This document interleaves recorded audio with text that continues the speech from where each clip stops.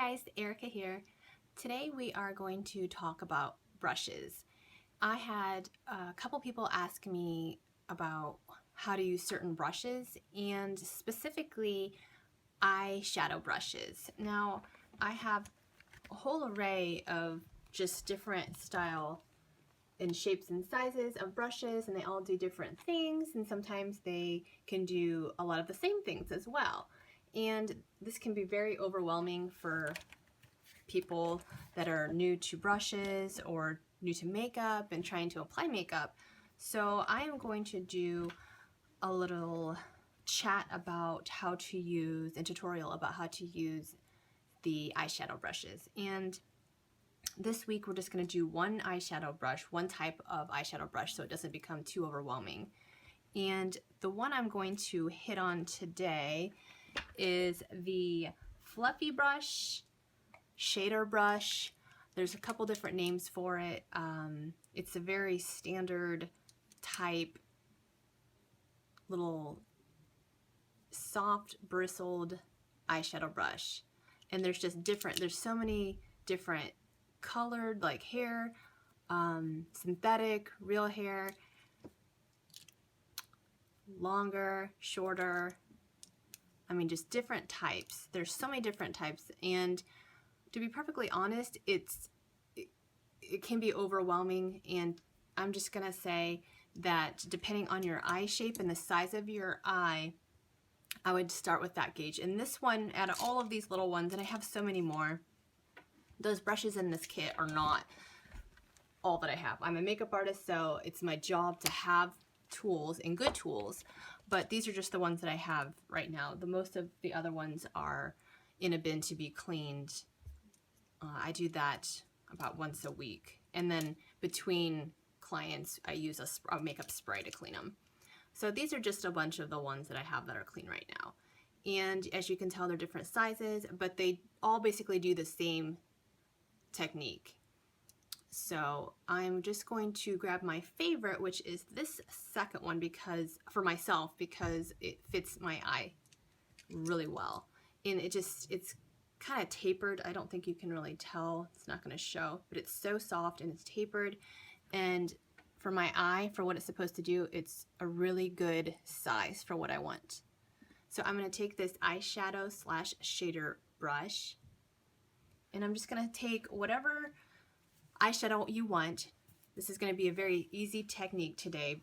Simple, keep it simple, just so you get an idea of how to use the brushes.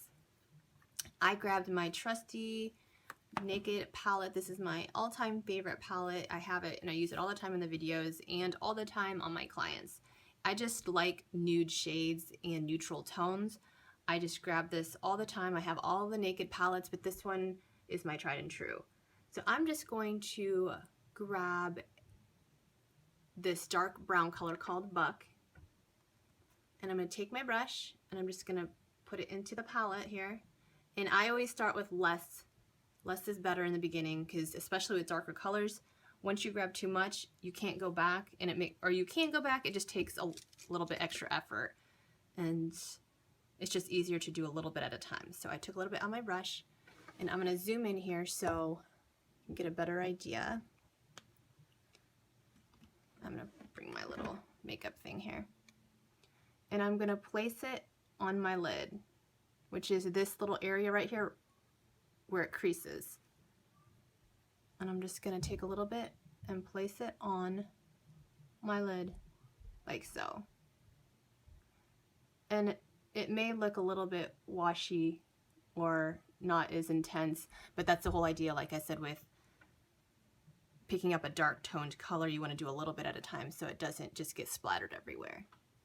It makes it look a little bit more neat and blended. So I'm just going to take that color and just place it all over the eye like this.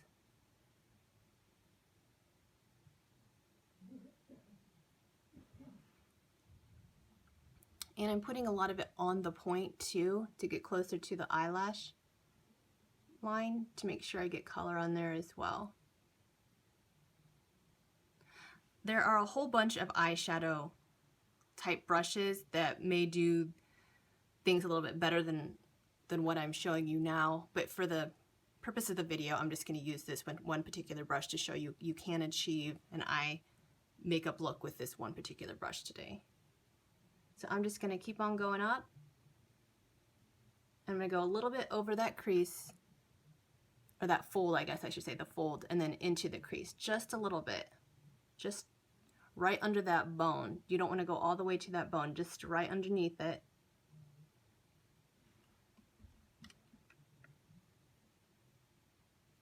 And I'm just going to use a windshield washer motion, really small little sweeps to kind of blend that in.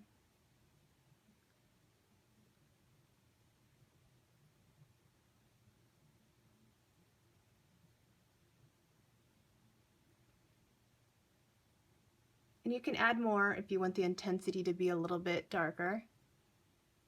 For today, I am myself running a bunch of errands, and I just want an everyday, natural day look. Nothing too crazy. Okay, like so. And I'm going to go ahead and do the same on the other eye.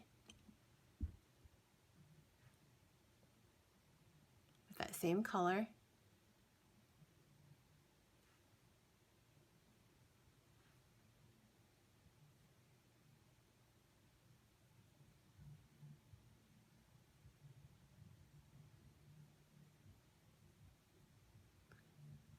And if you use a lighter tone like creams, champagnes, pinks, lighter pinks, colors like that, you can use a little bit more heavy hand when it comes to the colors, because you don't have to be as careful as with the lighter colors, because they're more forgiving than the darker. Sorry, I went off camera there for a second. So.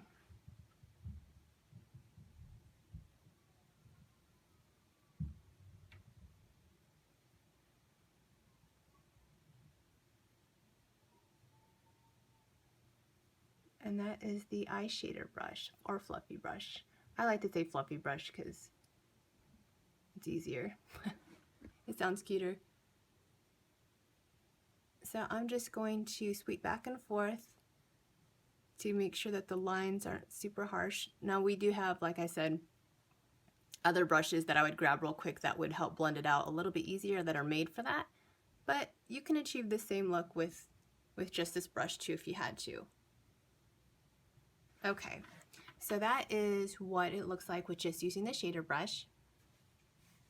And for fun, I'm just going to grab another pretty color, because usually if you have one eyeshadow color in a little palette of either like a quad, which is a small one, or a bigger one like that, you have all these different colors. And since this is just a matte kind of brown tone, I want to give just a little boost of something, you know, pretty. So I'm going to grab, this is one of my favorite colors ever, is Sidecar. It's a really pretty kind of light taupe, sparkly, shimmery shade.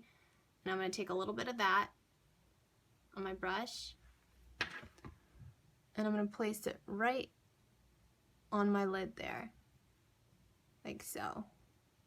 And I'm going to just cover the areas up in this inner duct, whoa, in this little eye duct area. I'm going to take it all the way in and just build it up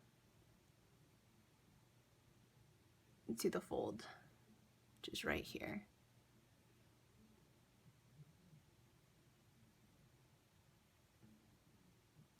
And the eye look, this color, the Sidecar color, would not look the same if you just put this on by itself, because it's so light it wouldn't pick up the real natural, you know, the real color, the pigment color, the intensity of it if it was just on your eyelid by itself. So when you put it over a lighter color or a darker color, it's going to pop. And I'm going to do that to the other side. Sorry, I think I moved this a little. And I'm just going to take that and I'm just going to place it and do a little, same little windshield wiper move. And you know, it's really easy to make mistakes. Sometimes you'll flick it and there'll be some eyeshadow on the side, you know, fall out or things like that. A wipe or tissue will help. All you have to do is just drag it across. And I would say wipes are a little bit even better to use, because sometimes you can take that and just put your finger through like this and make a line right past it, and it'll make it look like it's more precise. And I'm going to take that and just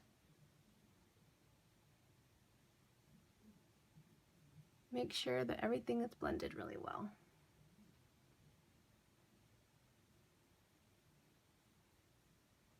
And that is how you use a fluffy brush.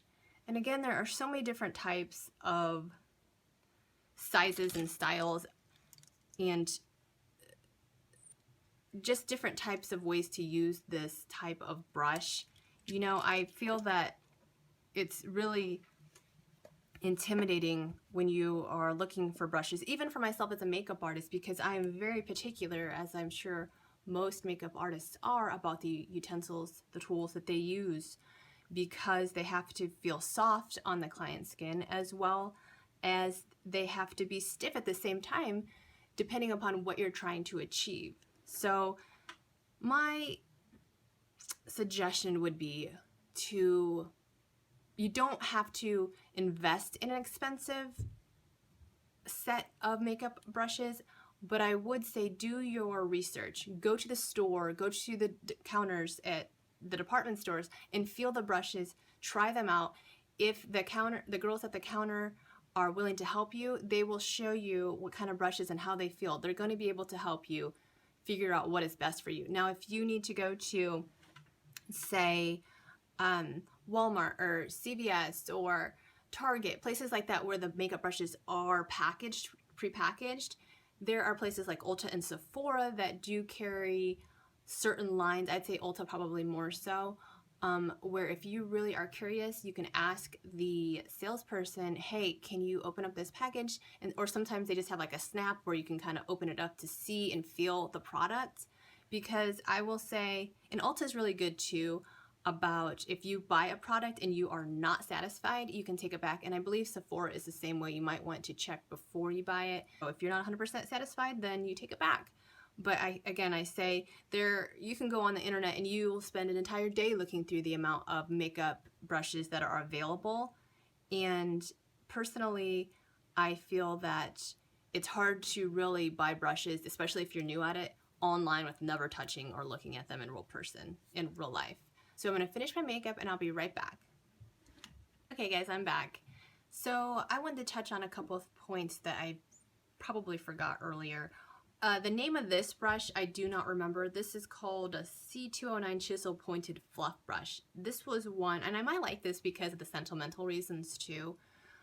This is one of the brushes that I had in my kit when I went to school. This was one that was provided by my makeup school, and it doesn't have a brand. A lot of these don't have brands. One of them is an Urban Decay, another one is Real Techniques, one is Sigma, one is Japanesque, and another one is one I got at Target. So I don't know what the brand is. So when it comes to branding, I'm not gonna say go buy MAC, go buy Sigma, go buy Real Techniques, go buy the Ulta brand or Sephora brand.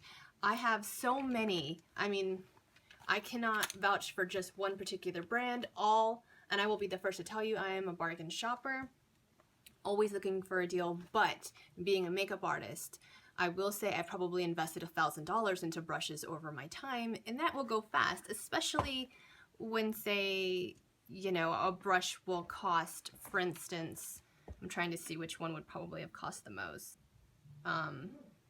Yeah, this one, I don't remember how much this one was. This was like I don't even use this very much anymore. I use it for a foundation sometimes. But this one's a MAC, and this one's probably more expensive. But I will say MAC does come out with really good quality, long lasting, and that's where it comes into play with what I buy, because I have to have brushes that last a long time, but also, you know, have the quality. I am constantly washing my brushes and cleansing them because that's part of my job. So if I spend more money, it's because I have to. And I will say, if you have the money to do that, that's great. But I will also say that I have a lot of brushes that I've gotten at Target and Ulta and you know, drugstores or whatever, if I find a brush, and not even a brand, I'm not ever looking specifically for brands. There are brands, I will say, that I will stand behind and say that the brushes that I do have collectively from that brand are substantially awesome. So, and that stands for itself. But again, when you're going out there, I would say look for the feel of it.